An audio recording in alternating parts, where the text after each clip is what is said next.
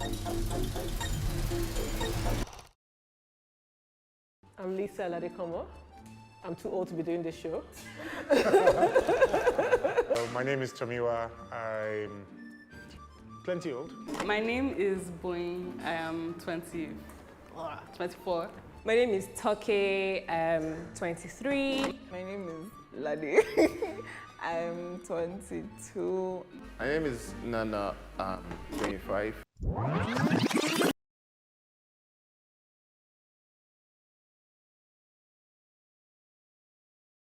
Want to start, love? You go. I go? Okay. Hi, my name is Tomiwa Ladikomo. Hi, I'm Lisa Ladekomo. Hi, my name is Chloe. Hi, I'm Sophie Taylor. Hi, I'm Ladi. Hi, I'm Nana. How old am I? I'm older than I was when we first did this. And how long have we known each other? 5 years? It's been 5 years since we did this last, and we've known each other for almost 6 years by my counts. Oh, it's fair. Almost 6 years. In 2012, no, 2012. And my 2012 was 12 years. Oh my god, 12 years. We'll be married 9 years in April. Yeah. And we met 6 years before that, so about 15 years now.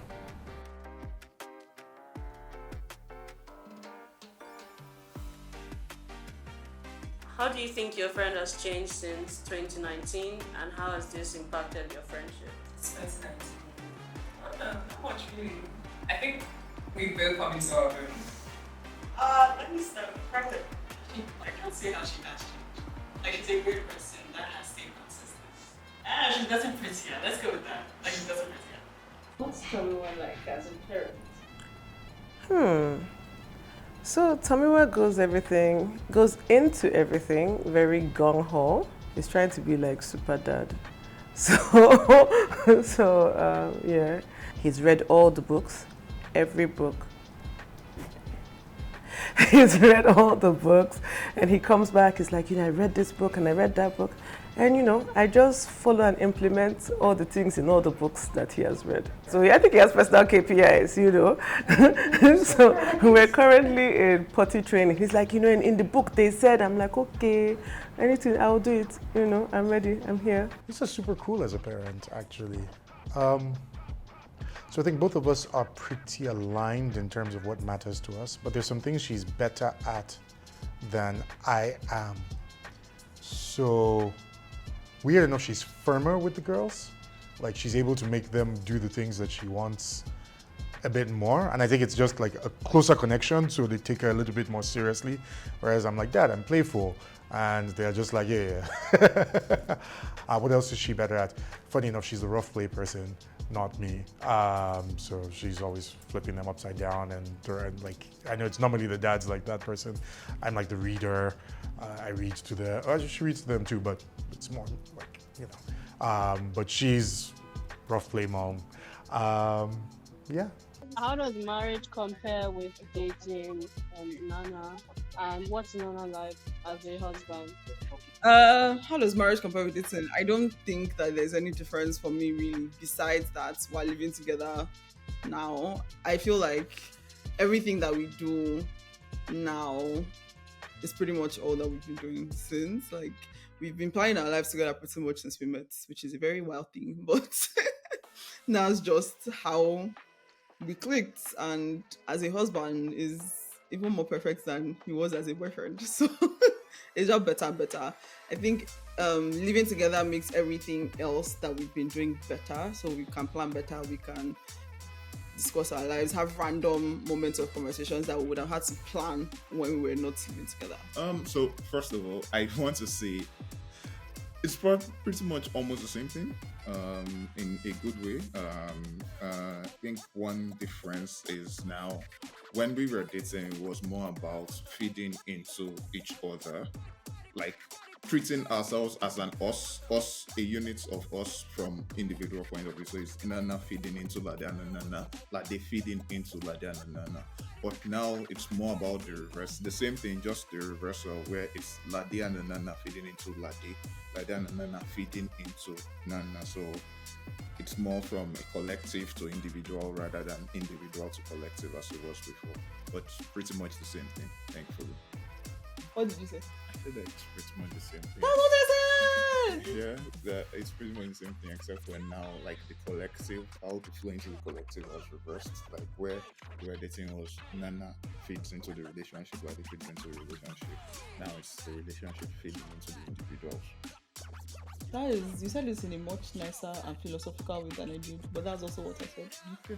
And I think, I didn't say this, but I think something that's different is just how other people treat us. Like people now see us as a couple, like we're for real this time, even though we've been treating ourselves like that since the beginning. I said you like super dad. You check reading all the books and all those things.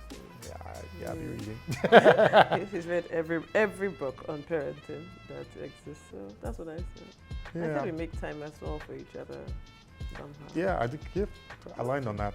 I said you were better at some things like connecting with them and like making them learn and listen to new things. Okay. And that sometimes I watch you do that and I'm like, okay, you gotta like slow down, be more patient with them, connect, make sure they have heard the thing.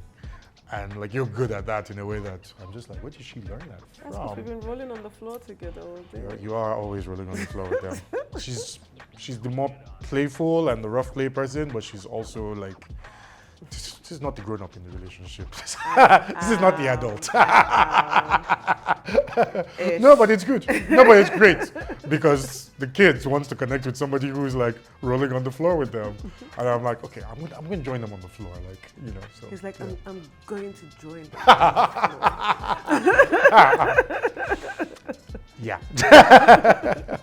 Every parent has unforgettable moments. Could you share one of your most memorable experiences since becoming parents? The most memorable. There are like so many. They use words now that throw me off, but we went to a pool one time and they were just so happy to be in the pool and swimming, and we're all there together as a family, and I thought this is really nice. It looked like one of those pictures of like, when in a movie and they cut back to your youth before the therapy. And the sun down, yes, and your mom's there and your dad's there, and we were just all playing in the pool. It was like one of those memories. I was like, oh, this is nice, and I hope that they remember that, About a month ago, I'm sorry, I don't know why I keep referring to the help, but I guess it's a big part of the ecosystem that helps you take care of your kids. So we have a nanny who's been with the kids since about 6 weeks after they were born. And over the Christmas period, she went home for the holidays. And so for a 2-3 week period, it was us and the girls. We got somebody else to help, but it was somebody that they weren't familiar with. And they became super clingy. Super clingy. Like, I think just that destabilization in like, where's that our other person? And so every time we attempt to walk out the room, they like grab our legs. They're like, we couldn't go out without them. We couldn't go up the stairs without them. And then at night they stopped sleeping. So we had them sleep trained. Like they've been sleeping through the night for a long time.